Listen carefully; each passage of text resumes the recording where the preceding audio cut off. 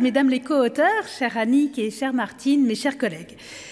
Si vous le voulez bien, commençons tout de suite par aborder le sujet qui fâche, les quotas. Je vais vous faire une confidence, je ne les aime pas. J'aimerais moi aussi que l'on puisse s'en passer et que les compétences des femmes soient naturellement reconnues et leur permettent d'accéder aux plus hautes responsabilités. Vous pourrez me rétorquer que c'est déjà le cas et vous auriez raison. Oui, des femmes sont bel et bien aux plus hautes fonctions de notre pays et plusieurs d'entre vous ici présentes en sont l'exemple. Cependant, pour paraphraser Audiard, il existe aussi des poissons volants, mais ils ne constituent pas la majorité du genre. Car le problème des femmes, c'est qu'elles n'osent pas revendiquer leurs capacités, souvent parce qu'elles en doutent elles-mêmes.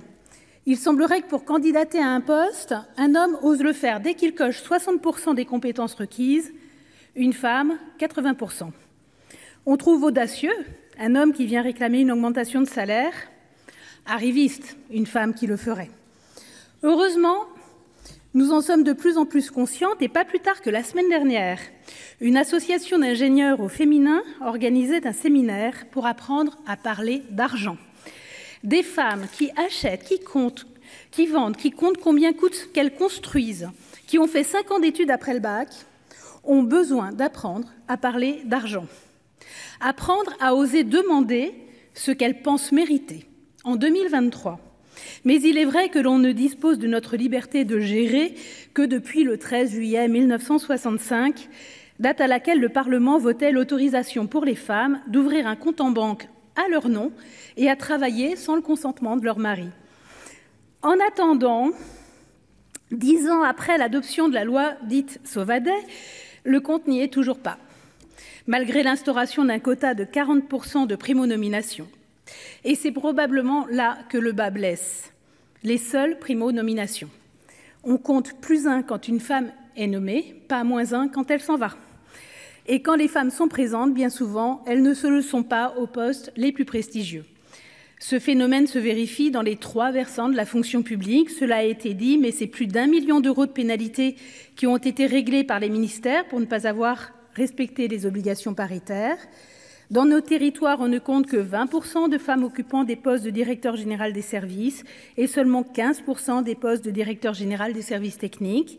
Dans nos hôpitaux, enfin, c'est 75% de femmes, mais seulement 27% de directrices d'hôpital. Là encore, le quantitatif ne doit pas occulter la réalité du qualitatif. Pourtant, il est impératif que les employeurs publics fassent preuve d'exemplarité, car ils emploient aujourd'hui environ 6 millions d'agents, soit 20% de l'emploi en France, comme cela a été dit aussi, et 62% des femmes parmi ces agents, toutes catégories confondues.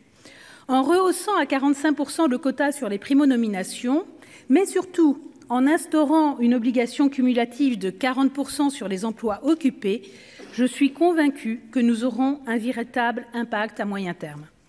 En outre, la publication d'un index de l'égalité professionnelle permettra d'objectiver les écarts de rémunération et de représentation. Afin de garantir l'effectivité de cette obligation, une sanction financière d'un montant maximal de 1% de la rémunération brute annuelle globale de l'ensemble des personnels est prévue dans le texte. Je sais, Monsieur le Ministre, que vous voulez revenir sur ce sujet en calant cette pénalité par décret. Pourquoi pas, mais je souhaite préciser qu'une sanction se doit de rester dissuasive, sinon elle devient totalement inefficace.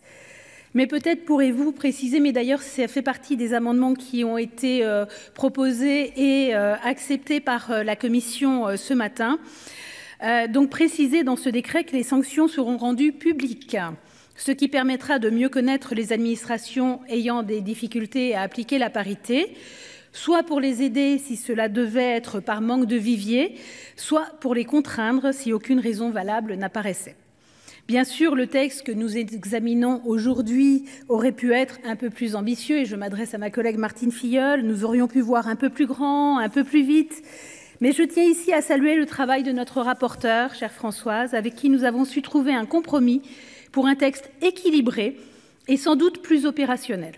C'est là le principal, car l'important reste que la situation professionnelle des femmes s'améliore et que notre fonction publique se dote d'une politique de ressources humaines à la hauteur de cet enjeu.